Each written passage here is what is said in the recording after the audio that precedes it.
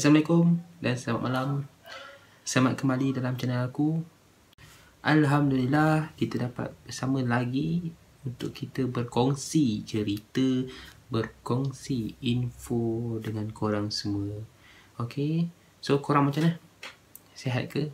Alhamdulillah aku pun kat sini sihat. Sama-sama kita doa semoga kita mendapat kesihatan dan juga ketenangan dalam hidup kita ni, insya-Allah. So kepada korang, terima kasih aku nak ucapkan kerana korang sudi lagi menonton dan mendengar aku punya cerita ni dan juga info-info dalam channel aku ni. So korang memang the best dan korang kena stay tune lagi sebab banyak lagi cerita-cerita yang menarik yang akan aku sampaikan. Kepada sesiapa yang masih belum subscribe lagi channel aku ni, korang bolehlah subscribe sekarang, okay?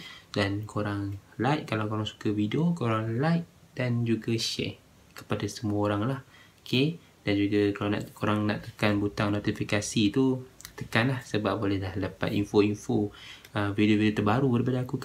So malam ni aku ada satu cerita nak beritahu kat korang, tapi bukan cerita seram, okay? Dia adalah info mengenai tempat-tempat seram yang ada dekat Malaysia ni lah. Tempat-tempat yang orang kata berhan. So aku hold dulu cerita hantu tu, cerita seram tu. Dia memang akan ada, tapi itu kita hold dulu. Kita nak bagi selingan saja, kita buat react lah dekat tempat-tempat macam ni kan. Okay, so aku ada nak beritahu kat korang 5 tempat yang dikatakan seram tu lah yang dekat Malaysia ni. Tapi sebelum tu aku suka nak ingatkan korang yang aku buat channel ni bukan untuk takutkan korang, okay? So dia just fun, okay? So sebagai hiburan sahaja. Aku nak kongsi pengalaman dengan korang, aku nak kongsi segala-segala info dengan korang, okay? So tak ada apa masalah, okay? Okay, aku rasa bolehlah kita start sekarang dengan 5 tempat yang seram yang ada dekat Malaysia sekarang. Ayo.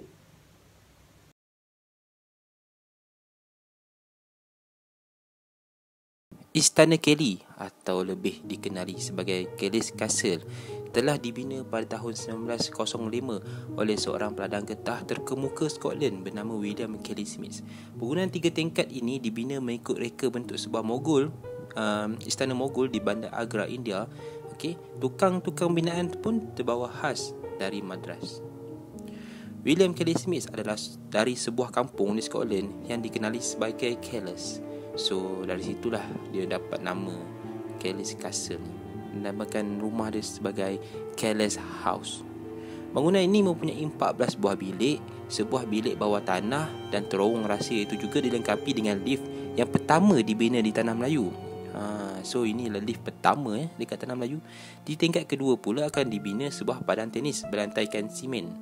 Bangunan ini tidak sempat disiapkan setelah Kelly Smith meninggal dunia di pelabuhan Lisbon, Portugal untuk mengambil lift yang ditempah pada 11 Disember 1926. Bangunan yang kekal dalam keadaan sedang dibina ini telah menjadi tarikan pengunjung ke Batu Gajah kerana keunikannya.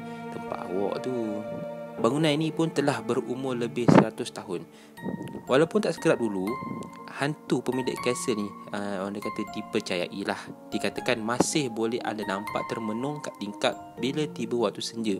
Dan kelibat anak perempuannya pula, Helen, juga masih dikatakan masih berlegar-legar dengan gaun malam putihnya di kawasan koridor Kelly's Castle. Kadang-kadang orang terdengar suaranya menangis. Itu sebab kalau korang pergi dekat Kelly's Castle ni, dia akan tulis kat situ koridor berhantu. Inilah sebab dia. Paradigm Mall, Johor. Mall ini dulunya dipanggil Kemayan City. Ia terbengkalai selama 20 tahun sampailah dibuka semula sebagai Paradigm Mall pada 1998. Semasa terbengkalai, orang-orang Singapura memanggilnya Mall Puaka. Ush, dahsyat. Ini kisah dia tau. Ada satu keluarga dari Singapura balik dari kenduri di Melaka. Okay, so bila diorang lalu ke kawasan Kemayan City ni, mereka akan nampak mall ni beroperasi dengan lampu yang agak terang lah, bergemilapan orang panggil. Walaupun masa tu sudah pukul 9 malam. Jadi diorang just masuk dan shopping macam biasa. Lepas tu sebelum diorang sampai Singapura, diorang singgah lah dekat rumah saudara diorang dekat Kampung Pasir, tak jauh dari situ. So diorang pun cerita pasal mall yang dia kata macam power, bagus, apa semua yang diorang pergi tadi kan. Dan dia punya saudara tu, muka dia pucat habis. Sebab apa? Sebab dia kata bangunan tu dah lama terbengkalai. Kalau aku pun memang pucat lah cerita dia kan. So kain baju yang mereka beli pun juga hilang tiba-tiba. Bukit Cina Melaka.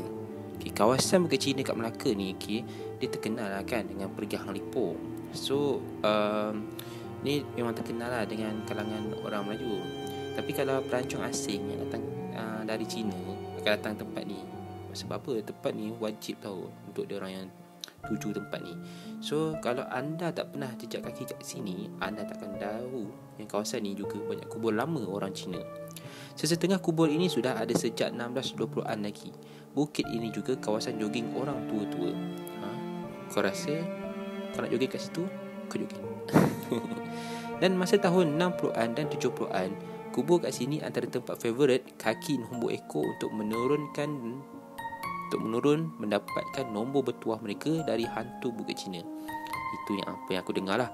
So mereka yang jogging kat sini dikatakan selalu serempak dengan perempuan muda Cina yang cantik jelita. Kalau aku pun nak jogging lah kat situ. Dia berpakaian bangsawan dulu kala dan selalu senyum daripada orang yang tengok dia lah. Cuma dia tak kacau. Okay, Alhamdulillah.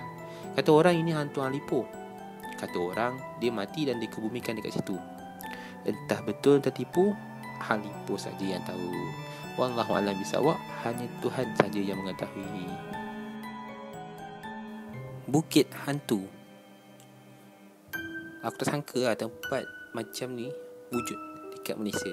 Okay, korang dengar lah nama dia pun dah macam seram kan. Okay, kalau korang jejak kat sini, tak tahulah, abang aku pun belum jejak lagi. So Bukit Hantu ni dikenali dengan nama Bukit Maung. Okay, Net Geo ini sebenarnya merupakan tempat yang paling seram dan menakutkan di Asia.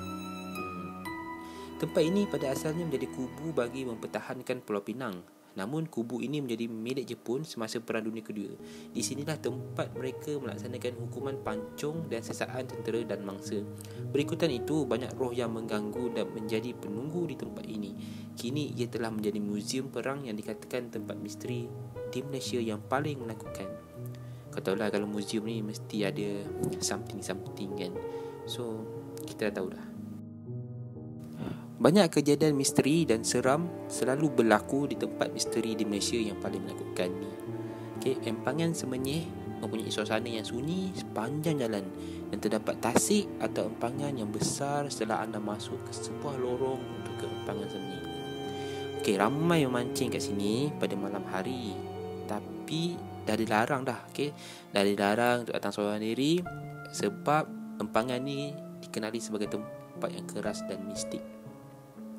Okey, selalu berlaku kejadian pelik dan menakutkan di mana pada malam hari anda mungkin akan terdengar bunyi percikan air dan bunyi batu dicampak ke dalam air. Tapi bila tengok tak ada siapa lah kan. So siapa yang baling-baling malam-malam betul tu kan. Ada pula kisah di mana cahaya lampu disuluh kepada anda dan datangnya daripada dalam hutan. Okey, macam biasa bila cari tak ada siapa-siapa juga. Okey, kejadian payung terbang secara tiba-tiba tanpa angin juga pernah berlaku pada sekumpulan pemancing di situ. Okay. So kalau anda datang seorang, memang dia suka ganggu lah. Tapi jika anda datang beramai-ramai, tidak mustahil juga tak ada siapa yang diganggu oleh entiti tersebut. Okay. Mungkin ada yang sudah diganggu dan pernah melihat makhluk tersebut. Namun percayalah, ia tetap ada dan memilih siapa yang diizinkannya untuk melihat dengan dekat untuk melihat. Alhamdulillah, selesai sudah info dan cerita yang aku sampaikan tadi. So, korang macam mana? Dekat rumah korang ada tak tempat-tempat macam tu? So, kalau ada, korang komen dekat bawah. Dan kalau korang rasa ada lagi tempat yang seram, yang tak ada senarai dalam info yang aku bagi tadi, korang pun boleh komen dekat bawah tu. Terima kasih kepada korang sekali lagi kerana sudi mendengar dan menonton video aku ni. Alright, aku harap korang akan stay tune lagi dengan aku. Okay, thank you so much. Dan akan ada lagi video yang akan datang. So aku harap korang selalu support aku, okay? So kita akan berjumpa lagi pada video akan datang, okay, dengan cerita seram yang terbaru. So hari tu ada satu aku dah buat cerita pasal penghuni rumah kan. So ini ada part 2, tapi orang yang berlainan dan kawasan yang berlainan, tapi tajuk yang sama. Kau nak tahu apa dia?